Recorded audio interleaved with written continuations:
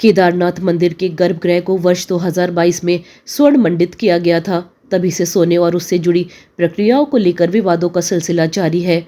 अब बीकेटीसी के पूर्व अध्यक्ष गणेश कौडियाल ने नया आरोप लगाया है कि केदारनाथ की शिला को दिल्ली ले जाने का काम तत्कालीन अध्यक्ष अजेंद्र अजय ने मुख्यमंत्री के आदेश पर किया था। गणेश कौडियाल ने कहा कि ये शिला केदारनाथ की आस्था और सम्मान का प्रतीक है और जब तक इसे वापस नहीं लिया जाएगा वे उस मुद्दे को उठाते रहेंगे। वहीं दूसरी ओर पूर्व अध्यक्ष अजेंद्र अजय ने सभी आरोपों को सिरे से खारिज कर दिया है। उन्होंने कहा कि गणेश कौडियाल बार बार एक ही बातें दोहराते हैं और बिना किसी प्रमाण के मीडिया में सनसनी फैलाने का काम कर रहे हैं।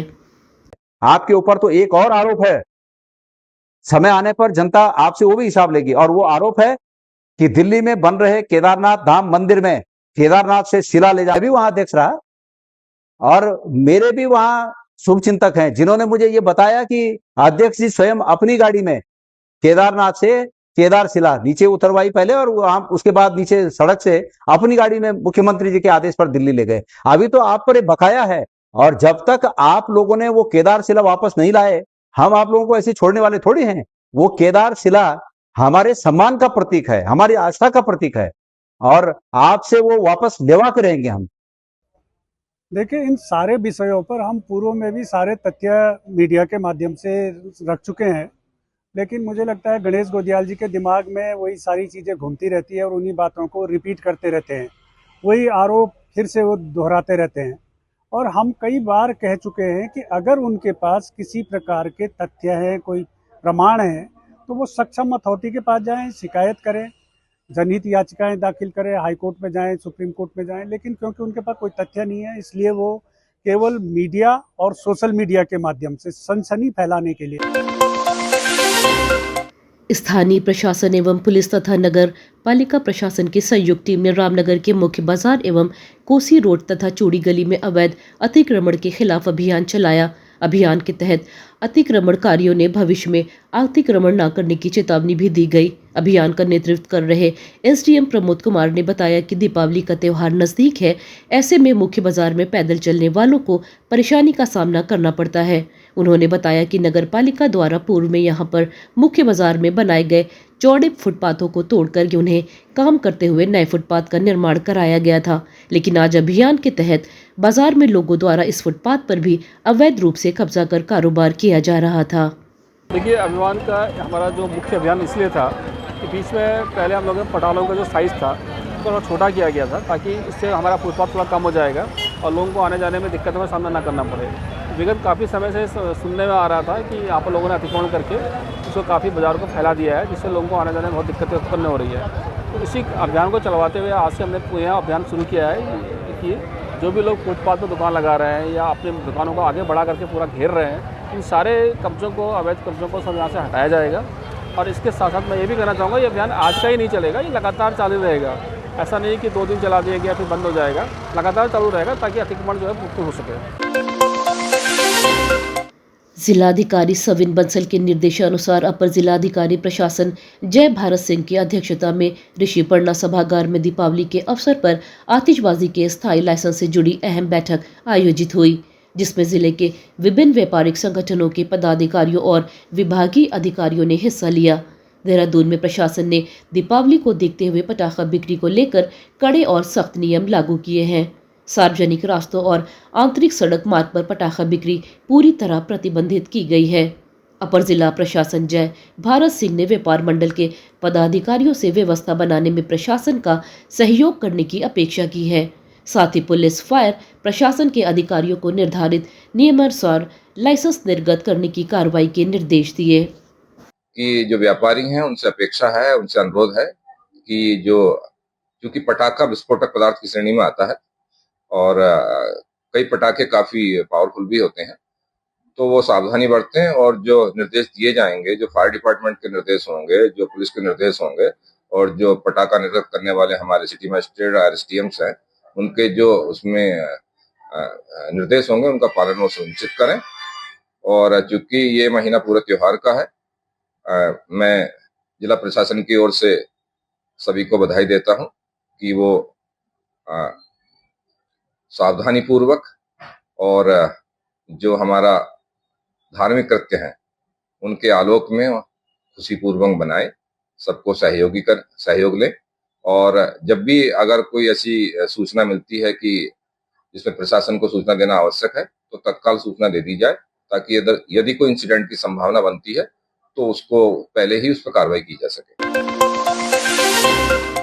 दून विश्वविद्यालय में भारतीय सामाजिक विज्ञान संस्थान संघ IASSI के 24वें वार्षिक सम्मेलन का आयोजन किया गया। कार्यक्रम में सीएम धामी ने शिरकत कर शुभारंभ किया। 3 दिवसीय राष्ट्रीय कार्यक्रम भारत के प्रमुख सामाजिक वैज्ञानिकों, शोधकर्ताओं और नीति निर्माताओं के बीच एक महत्वपूर्ण संवाद को सुगम बनाना है, जिसमें सतत विकास, जलवायु परिवर्तन और आजीविका सुरक्षा पर ध्यान केंद्रित किया जाएगा। सम्मेलन है, बहुत अच्छा 24वां वार्षिक सम्मेलन हो रहा है और इसमें देश दुनिया के बहुत सारे विशेषज्ञ अनेक विषय, क्लाइमेट चेंज जैसे विषय, हमारे आर्थिक विषय, अनेक प्रकार की जो चिंताएं हैं, चुनौतियां हैं देश और दुनिया के सामने, और हम लोग इस वर्ष अभी जो एक भयंकर आपदा से जूझे हैं, ऐसे सभी विषयों पर हमारे सभी अनुभवी लोग, शोध करने वाले वैज्ञानिक, प्रोफेसर, अनेक विश्वविद्यालय के कुलपति, विभिन्न संस्थानों में आए हुए सभी विशेषज्ञ यहाँ पर चिंतन करेंगे, मंथन करेंगे, आपस में बात करेंगे और उनके गहन चिंतन और विचार विमर्श निश्चित रूप से बहुत सारी बातें निकलेंगी। अमृत निकलेगा, वो अमृत मानवता के लिए और हमारे देश के लिए, प्रदेश के लिए बहुत उपयोगी होगा। दिल्ली दौरे सम्मेलन के लिए बहुत शुभकामनाएं देता हूँ। भारतीय जनता पार्टी के प्रदेश कोषाध्यक्ष पुनीत मित्तल ने सभी प्रदेशवासियों को सावधानी के साथ दीपावली का पर्व मनाने की अपील की है। उन्होंने कहा कि खुले स्थानों पर पटाखे जलाएं और बाजारों में खरीदारी करने जाते वक्त यातायात नियमों का पालन करें। उन्होंने कहा कि ट्रैफिक जैम की स्थिति सामने न आए, इसके लिए कोशिश करें कि छोटे वाहनों का ही उपयोग किया जाए। आमतौर पर बाजारों में इन दिनों खरीदारी के लिए काफ़ी संख्या में लोग पहुंचते हैं। ऐसे में ट्रैफिक जैम की समस्या से लोगों को दो चार होना पड़ता है। इसके अलावा त्योहारों के दौरान छोटी सी लापरवाही एक बड़ी दुर्घटना का कारण भी बन सकती है। और सबसे आग्रह करता हूँ और उम्मीद करता हूँ कि हर्षोल्लास से दीपावली मनाएंगे। जो ट्रैफिक समस्या है या जो गंदगी की समस्या है, मैं सबसे निवेदन करूँगा कि छोटी गाड़ी में निकलें, हो सके तो स्कूटर पे निकलें, पार्किंग को ठीक से करें और ट्रैफिक व्यवस्था को सुचारू करने में मदद करें। पटाखे सावधानी से चलाएं, किसी के चोट ना लगे, किसी को कहीं दिक्कत ना आए। उत्तराखंड के उच्च हिमालय में लोकपाल घाटी की गोद में बसा पवित्र तीर्थ स्थल गुरुद्वारा श्री हेमकुंड साहिब के कपाट आज 10 अक्टूबर 2025 को शीतकाल के लिए बंद हुए। 25 मई 2025 को शुरू हुई इस वर्ष की यात्रा ने लाखों श्रद्धालुओं और पर्यटकों को आध्यात्मिक शांति और प्राकृतिक सौंदर्य का अनुभव कराया। आज सुबह कपाट बंद समारोह की शुरुआत सुखमनी साहिब पाठ से हुई, जिसके बाद श्री हरमिंदर साहिब अमृतसर के हजूरी रागी भाई मनिंदर सिंह ने कीर्तन प्रस्तुत किया।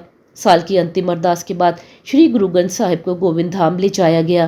पंच प्यारों के नेतृत्व में शोभा यात्रा में कीर्तन और बोले सोनिहाल सत श्री अकाल के जय घोष गूंजे।